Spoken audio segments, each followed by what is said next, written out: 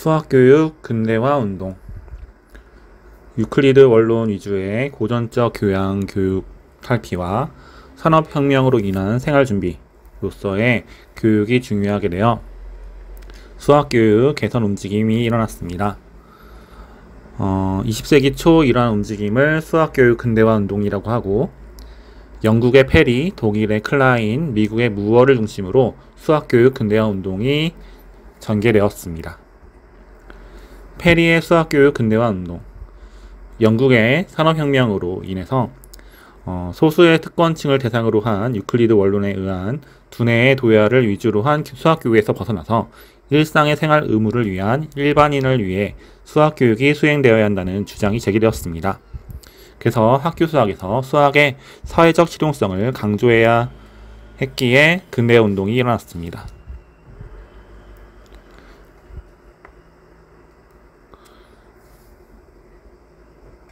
페리는 수학의 실용성과 유용성, 특히 자연과학과 연결되는 측면을 강조하였습니다. 유클리드 기하에서 탈피하여 실험 기하를 강조하였습니다.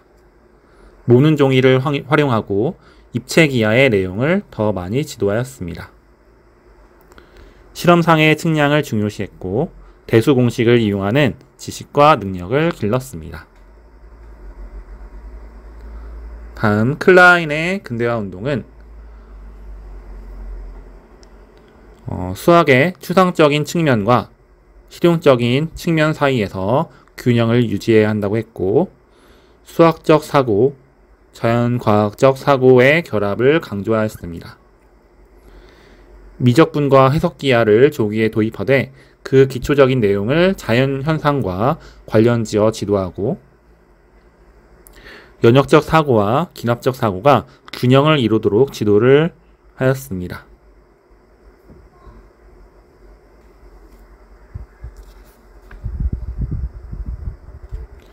다음, 무어의 근대화 운동. 무어는 수학교육에서 가장 우선적으로 해야 할 일을 구체적인 사실과 직접 관련 지을 수 있도록 학생의 관찰, 실험, 추리의 힘을 육성하는 것이라고 주장하였습니다. 그래서 무어는 학교에서 지도되는 수학의 내용과 방법이 보다 풍부해져야 하고, 도형 그리기, 종이 접기, 모형 제작 등을 통해 직관 기하의 조작적 학습의 경험을 제공하고, 기하 지도는 직관 기하, 비형식론적 추론, 형식적 추론을 병행하여 지도해야 한다고 했습니다.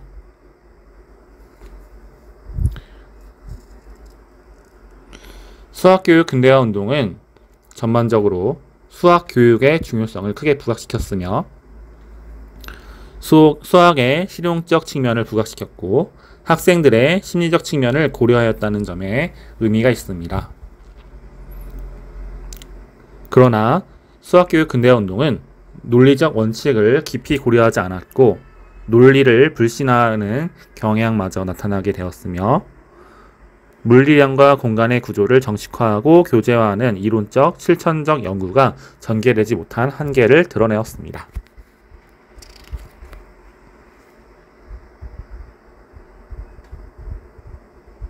그리고 이 시도는 1차 세계대전으로 인해 별다른 성과를 거두지 못한 채로 끝나게 되었습니다. 수학교육 현대화 운동. 수학교육 현대화 운동은 새수학 운동이라고도 하는데, 이는 소련의 스푸트니크 1호 발사 성공에 자극을 받은 미국과 유럽 중심으로 진행된 수학교육 개혁 운동입니다. 수학교육 현대화 운동의 요인은 첫째, 수학 자체의 발달. 둘째, 기존의 수학교육에 대한 반성. 자, 이 반성은 중등학교에서 지도되는 학교 수학의 내용이 시대에 뒤떨어져 있었다는 것입니다. 그래서 현대 수학을 중심으로 발전을 해야 된다는 것이죠. 셋째, 수학의 응용 범위가 확대됨에 따라 현대 수학의 강력한 응용성에 대처할 필요성이 대두되었다. 넷째, 과학기술의 발달에 따라 사회구조가 변함으로써 전문기술 인력이 절대적으로 필요하였다 등이 있습니다. 자, 수학교육 현대화 운동의 방향은 첫째, 현대 수학의 내용과 방법을 조기에 과감히 도입해야 한다는 것이었고, 둘째, 대수적 구조를 강조하고, 셋째, 논리적 엄밀성을 강조하고, 넷째, 현대 수학의 접근을 위하여 전통적인 교재를 정비하고, 다섯째, 수학교육, 교육학, 심리학 연구 성과를 토대로 새로운 지도법을 도입한다는 것입니다. 자, 여기에서 수학교육, 교육학, 심리학 연구의 기본은 피아제, 조작적 심리학, 그리고 브루너의 대담한 가설이 영향을 끼쳤습니다. 자, 그러나 현대운동은 실패하게 되는데요. 자, 그 이유는 학생들이 충분히 발달하지 않았음에도 불구하고 조급한 형식화와 추상화를 시도한 것, 그리고 장래 수학자가 되기 위한 소수의 학생을 대상으로만 학습이 일어났고요. 그리고 논리적 엄밀성과 연역적 추론이 지나치게 강조되었다. 그리고 다른 교과의 관련성을 무시하고 있다. 또 이 현대운동은 위에서부터의 운동이었고 아래로부터의 자발적인 운동이 되기는 어려웠다.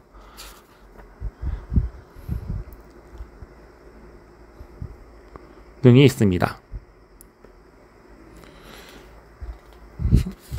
수학교육 현대화 운동이 사실 학생들의 이해가 이제 저조하고 기본적인 계산 능력마저 저하되어 그 다음 기본으로 돌아가기 운동이 시작되었습니다. 기본으로 돌아가기는 기본 기능을 찾아 교재로 재구성하였으며 행동적 목표와 지필 계산을 강조하였습니다. 또한 소비자 수학을 중요시하였으며 진급을 위한 최소학력 기준을 설정하였습니다. 자, 그러나 이런 기본으로 돌아가기 운동은 우수한 학생들의 학력이 저하되게 하고 응용력과 문제 해결 능력이 감소되는 결과를 초래하였습니다. 결국 기본으로 돌아가기 운동은 또 실패하게 됩니다. 자, 이 문제를 해결하기 위해서 기본 기능이 무엇을 의미하는가에 대한 보다 근본적인 논쟁이 광범위하게 전개되었고, 여기서 문제 해결력의 강조, 계산 기능보다 폭넓은 기본 기능의 강조, 그리고 다양하고 폭넓은 평가 방법을 적용, 수학교사의 전문성 제고, 수학교육을 위한 공공지원의 확대의 제안을 하였는데요. 이 제안의 핵심은 사실 학교 수학에서 문제 해결 중심으로 이루어져야 한다는 것이 핵심입니다.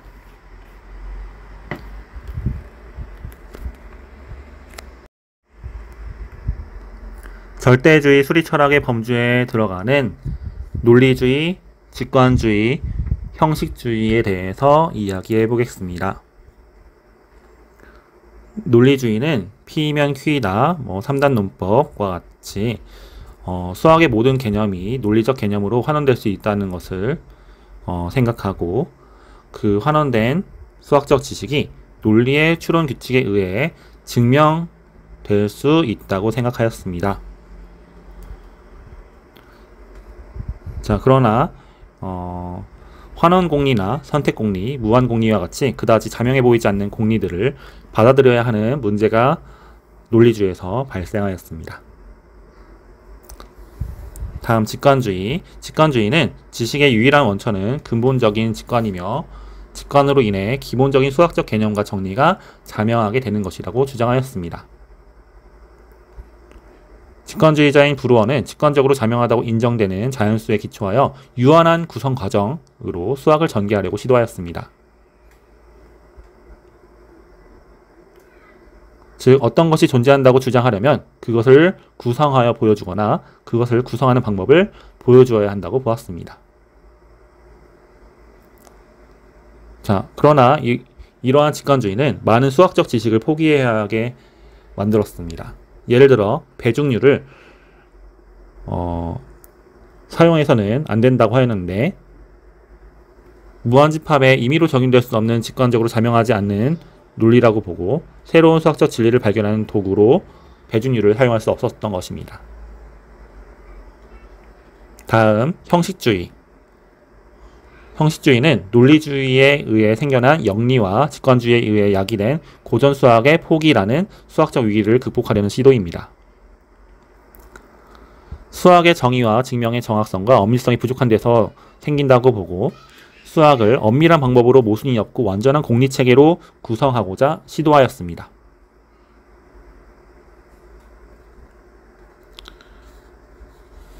예를 들어 점, 선, 면 대신 컵, 접시, 책상이란 용어를 사용하여도 무방한 것처럼 형식적인 체계 내에서 이런 용어들은 의미를 지니지 않는 무정의 용의로 다루었습니다. 자, 형식적인 체계로 보면 정해진 규칙에 따라 이루어지는 일종의 체계로서 모순이 발생하지 않을 것이라는 무모순성에 대한 보증과 그 체계의 완전성을 통해서 증명 가능하거나 반증 가능하다는 것을 이제 입증해야 합니다. 그러나 괴델이 무모순인 공리체계는 불완전하다는 것을 증명하여 무모순인 공리체계에 증명도 반증도 할 수 없는 결정 불가능한 명제가 존재한다는 것을 보였습니다.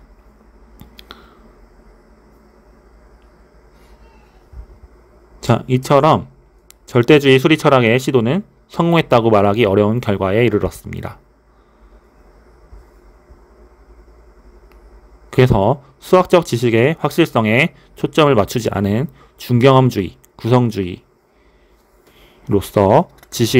수학적 지식 쪽에 초점을 맞추게 되었습니다. 오류 수정을 통한 수학적 지식의 성장.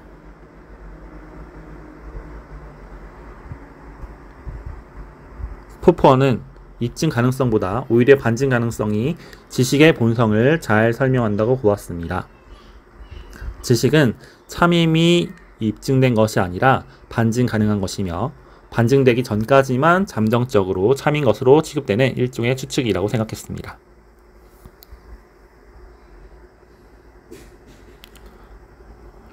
라카토스 또한 수학적 지식은 반증 가능하고 반증될 때까지만 잠정적으로 참이라고 답하였습니다.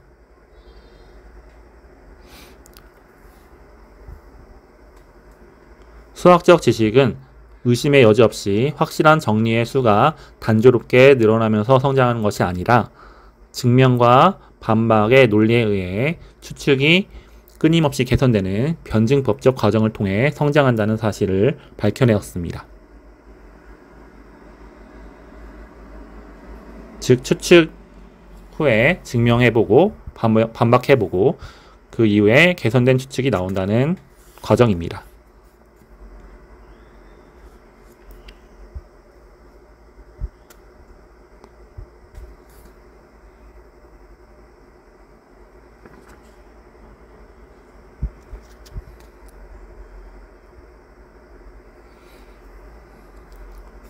라카토스는 추측을 반박하기 위해 기본 추측을 부분 추측으로 분해하여 놓아야 된다고 생각했습니다. 그 부분 추측으로 나눈 후에 발레가 출현하게 되는데 발레에는 부분 추측을 반박하는 국소적 발레와 원래 추측을 반박하는 전면적 발레가 있습니다.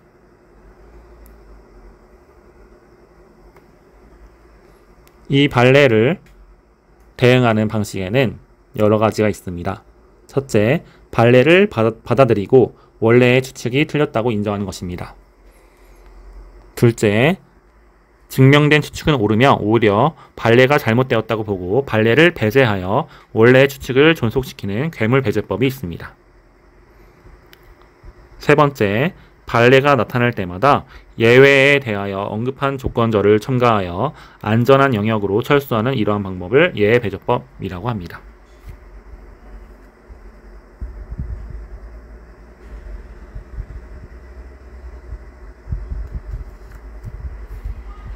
넷째, 발레가 출현하게 된 원인이 되는 부분 추측을 찾아 그것을 원래 추측에 합체시키고 증명을 고치는 방법입니다. 이 방법은 보조정리 합체법이라고 합니다. 보조정리협칙법에서는 새로운 추측을 발견하는 과정과 그 추측을 증명하는 과정이 동시에 이루어집니다. 그래서 라카토스가 제시한 수학적 지식의 성장 과정은 1단계 수학적 추측을 제기, 2단계 추측을 부분 추측으로 분해, 3단계 발레가 등장하고 추측과 증명을 반복하는 단계, 4단계 증명을 검토하여 증명과 추측을 개선하는 단계로 나뉘었습니다.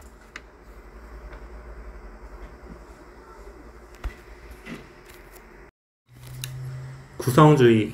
구성주의는 학습자가 지식을 수동적으로 수용하는 것이라는 종래의 통념을 부정하고 학습자는 스스로의 능동적인 구성 활동을 통해 자신에게 의미 있는 지식을 구성해 나간다고 보았습니다.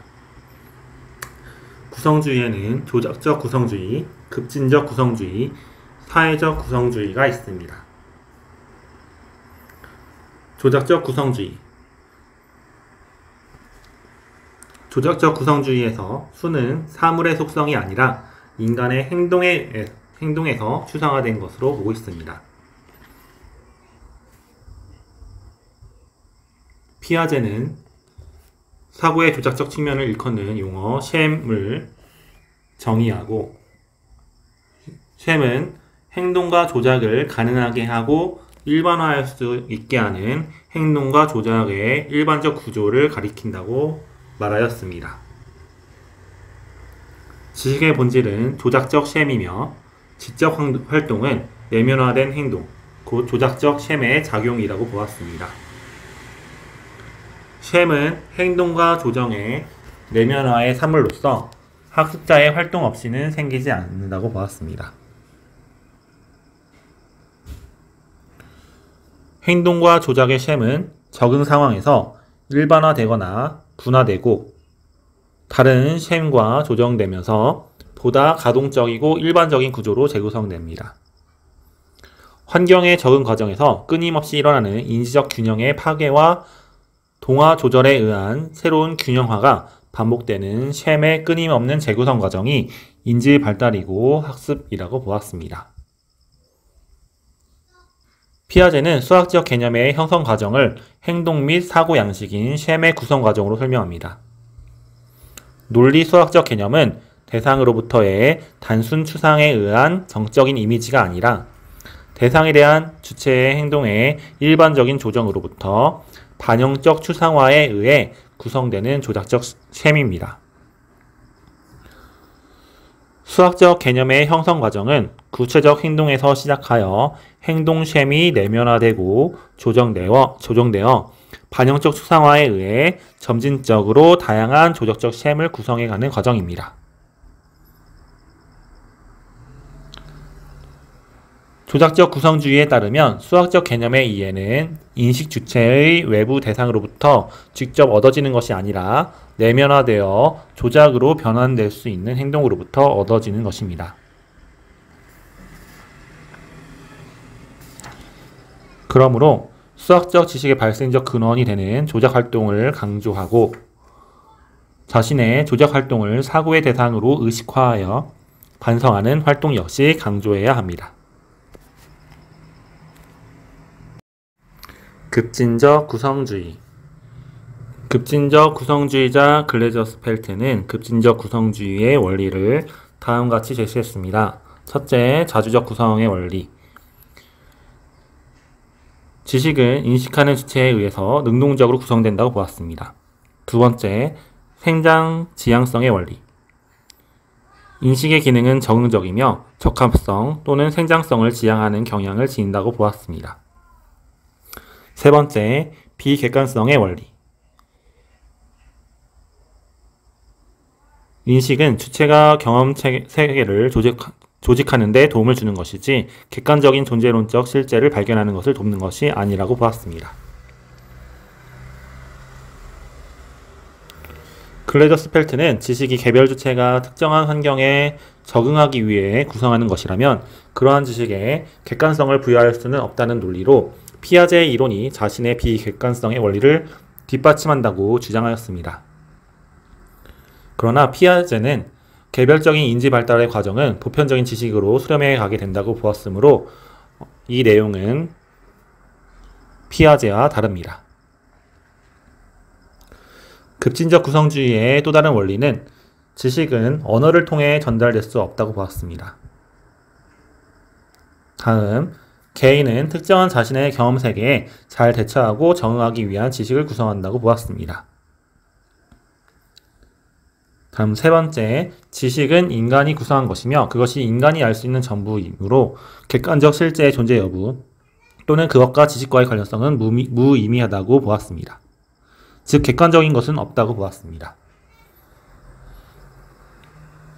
다음, 개별 주체들의 의사소통은 주관적 경험 세계의 상대적 합의 영역이 존재할 때 가능한 것이며 객관적인 실제의 본질로부터 도출되는 것은 아니다라고 보았습니다. 다음, 수학 지식의 확실성은 수학적 지식의 적합성, 적응성으로 대치되어야 한다고 보았습니다.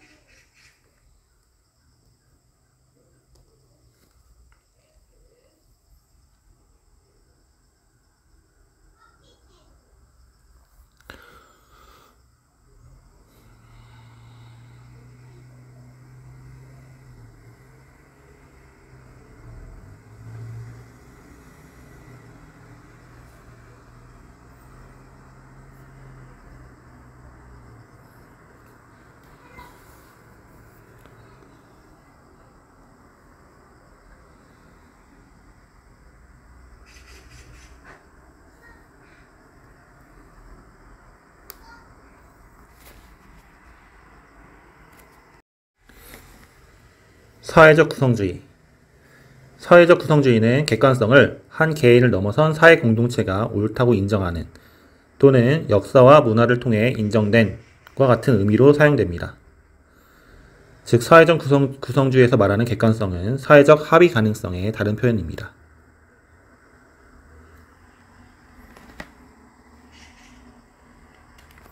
그러므로 사회적 구성주의는 사회의 역할, 또 언어의 역할을 중요하게 생각하였습니다.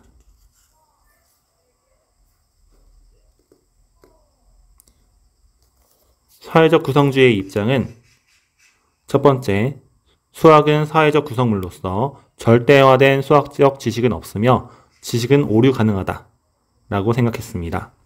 두 번째, 수학이 사회적 구성물이라는 사실은 수학이 언어에 기초하며 언어가 사회적 산물이라는 점에 의해 뒷받침된다고 보았습니다.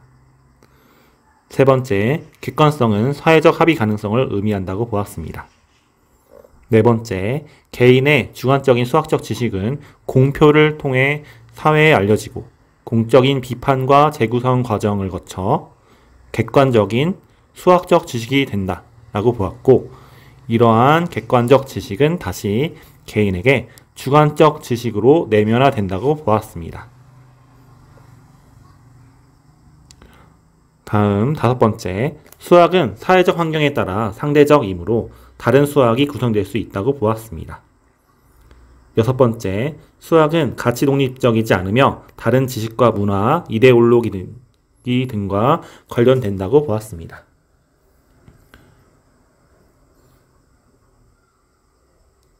사회적 구성주의에서 구성은 두 가지 과정으로 이루어집니다. 첫 번째 과정은 개인의 주관적인 수학적 지식이 사회의 객관적인 수학적 지식이 되는 과정인 창조의 과정.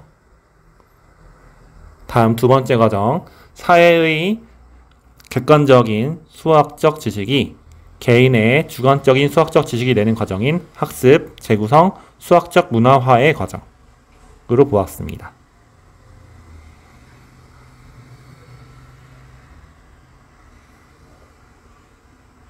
이 두 과정에서는 표현과 사회적 상호작용이 강조됩니다.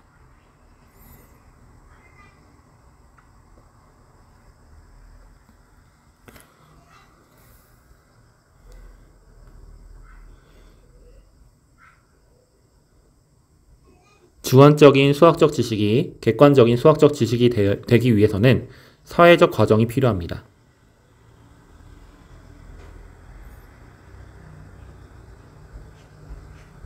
여기서 사회적 상호작용이 지식 형성 또는 구성의 과정에 핵심적인 것으로 등장합니다. 공표된 수학은 다른 사람들에 의해 비판과 조사의 대상이 되는데 라카토스의 증명과 반박의 논리에 따라 재형식화되고 객관적인 수학적 지식으로 받아들여지게 됩니다.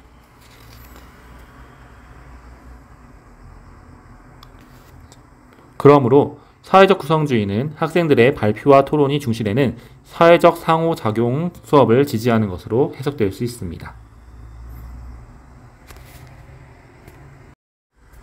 구성주의의 수학 교수 학습 원리에는 총 4가지가 있습니다. 첫 번째, 학생 중심적 개별화의 원리.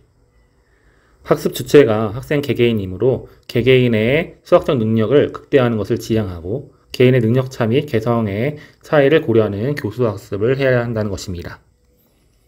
다음 두 번째, 발문 중심적 상호작용의 원리. 교사의 발문을 계기로 학생 상호 간에 토의하고 확인하고 생각을 수정하고 새로운 방향을 찾아내는 수업 문화를 만들어 나가는 것이 중요하다고 보았습니다.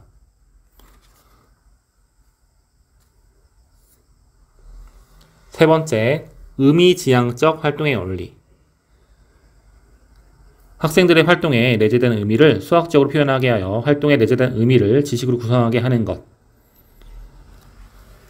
등을 하며 그 의미가 유의미한 것으로 구성이 되어야 된다고 하였습니다. 네 번째, 반영적 추상화의 원리. 학생 자신에 의해 내면적으로 이루어지는 반성적 활동을 중시해야 한다는 원리입니다. 반영적 추상화는 수학적 지식의 자주적인 구성을 가능하게 해주는 심리적 메커니즘으로 동화와 조절에 의한 내면화된 자주적 활동을 의미합니다.